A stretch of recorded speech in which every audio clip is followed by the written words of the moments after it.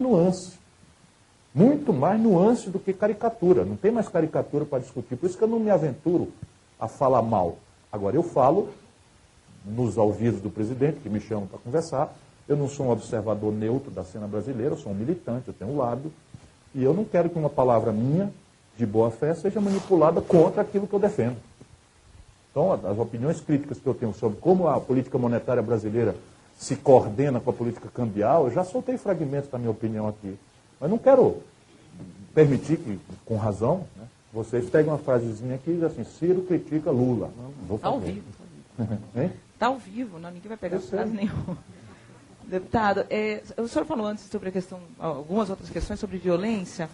Eu queria saber qual é a sua opinião sobre a política de segurança adotada pelo governo de Sérgio Cabral no Rio de Janeiro, onde a polícia, em um dos eventos mais notórios, entrou no morro, matou 19 pessoas, depois alguns laudos disseram que essas mortes não foram em confronto, foram mortes pelas costas, muitas crianças também mortas nessas operações policiais. Enfim, eu gostaria que o senhor comentasse essa política, se o senhor acha que está certo, se são danos colaterais, assim, como não, se... Eu apoio, poderia fugir dessa questão, mas não é da minha natureza, eu apoio a política de segurança pública do governador Sérgio Cabral. Mas apoio convicto de que dela não faz parte matar pessoas inocentes, nem matar bandido indefeso, nem usar a violência pela violência. Então, e não é evidente que eu percebo que isso está acontecendo. E até já conversei sobre isso. O que eu acho... Com ele? Sim. Eu apoio. Apoio por quê? Porque o Rio de Janeiro tinha uma tradição grave, explícita ou implícita, porque não dá para a gente evidenciar isso, mas era uma tradição longa, de compadrio entre o dispositivo policial e o bandido organizado. Havia uma troca. A troca era basicamente o seguinte: trafica droga, mas não sequestra. Trafica droga, mas não assalta banco. Trafica droga, mas não... sei lá. Havia uma troca. O Sérgio Cabral, a política dele é essa. Ele desfez esse pacto. E, evidentemente, como aquilo demorou tempo demais, hoje nos morros do Rio de Janeiro há um baronato, na acepção sociológica do termo. Aquilo é um Estado encravado dentro do Estado Nacional Brasileiro, porque tem base territorial. Aquela gente ali, num misto de clientelismo e terror, distribui cesta básica e mata, obriga a obediência da população e celebra relações externas através do dispositivo policial da corrupção, por um lado, que é gravíssima, e por outro lado desses pactos. Uma figura penal pode, a outra não pode, por conveniências. Né? A política do Sérgio Cabral não tem mais entendimento, todo mundo bota a arma no chão e se entrega. Se não, vai para o enfrentamento.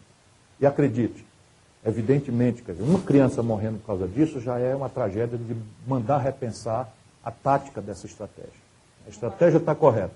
Não, é um horror, mas repare, qualquer pessoa que queira botar a mão nessa massa vai ter problema. Porque os caras se encastelam numa base territorial e estão com a R-15. E eles atiram mesmo. Eles atiram mesmo. E a polícia atira também mesmo. É uma cultura de violência terrível. Terrível. Agora, omitir um apoio a ele significa enfraquecer a necessidade do desfazimento desse entendimento, ou pelo suborno, ou pela troca intolerável, né, do Estado com bandido organizado. Deputado, ouvindo hoje aqui Há uma grande novidade no Ceará em matéria de segurança pública. É o programa... Ronda Cidadã? Vão olhar lá para vocês verem. Depois do Lula Paz e Amor, nós estamos vendo aqui hoje o Ciro Paz e Amor. Vocês está acham? muito tranquilo. Vocês acham? Está paz e amor. Está muito paz e amor. Em 2002, o senhor mesmo já admitiu que episódios ali de destempero verbal contribuíram para minar a candidatura do senhor.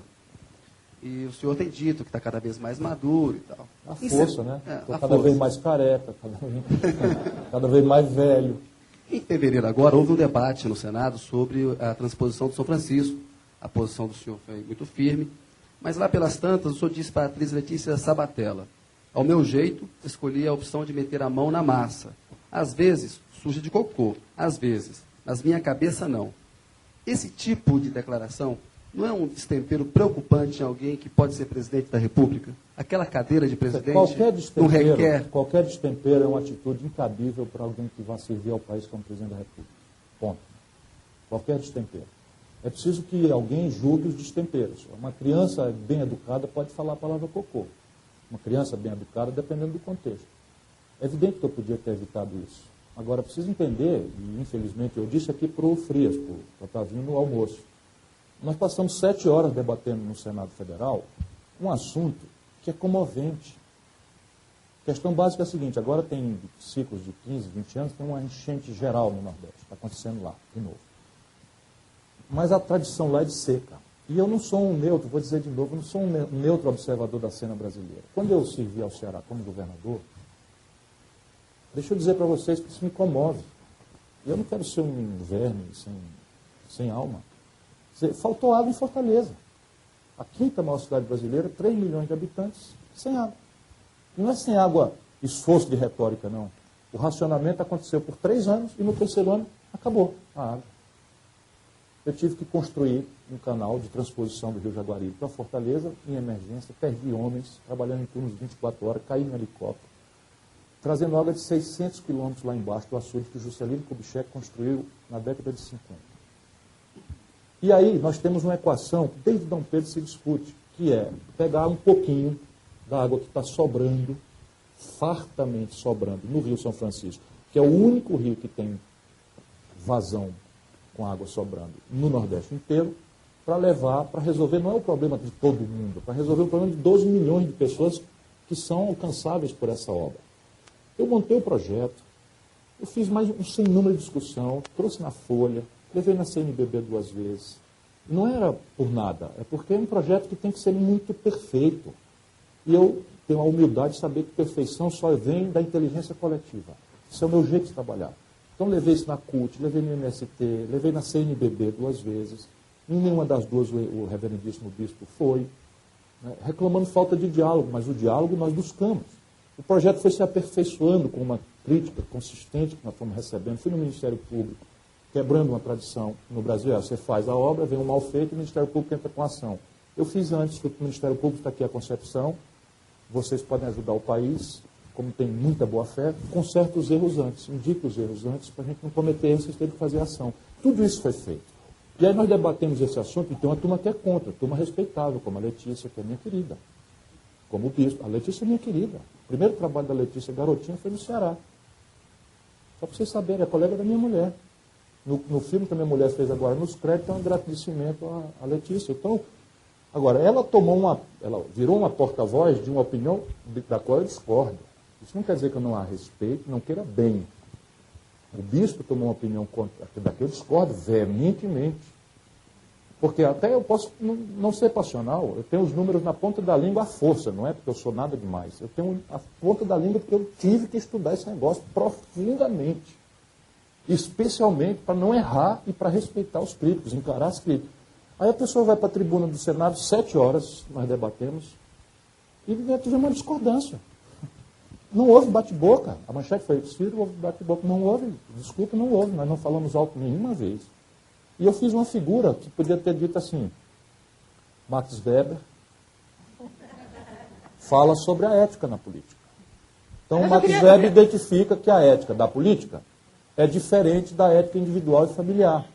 Por quê? Porque na ética da política você está traquejando o interesse público, que é necessariamente contraditório. Por exemplo, você pode determinar um genocídio em um chefe de Estado para defender o seu país, pode determinar um bombardeio de um inimigo. Do ponto de vista individual, violência para mim é uma abominação. Do ponto de vista familiar, violência para mim, matar um grilo, é uma abominação. Agora, um chefe de Estado para defender o seu país, às vezes, né, tem que defender o seu país. Isso vai causar mortes. Então, aí eu podia ter dito assim, eu preciso aprender. Né? Mas isso era um debate popular. Então, eu dizer o seguinte, você, quando você pode ser um observador dos assuntos, você pode idealizar. Então é o seguinte, o Rio São Francisco, como Pinheiros, como não sei o que, tem problemas? Tem problemas. E aí nós vamos tirar a água do rio, então faz as figuras. Como é que você vai tirar sangue de um organismo que está com anemia? Perdi o debate. Porque se você for tirar sangue de um organismo que está em anemia, você está cometendo imprudência. Definitivamente não é o caso. Deputado, nós temos já 2 minutos de entrar aqui nas perguntas dos leitores. Tem muitas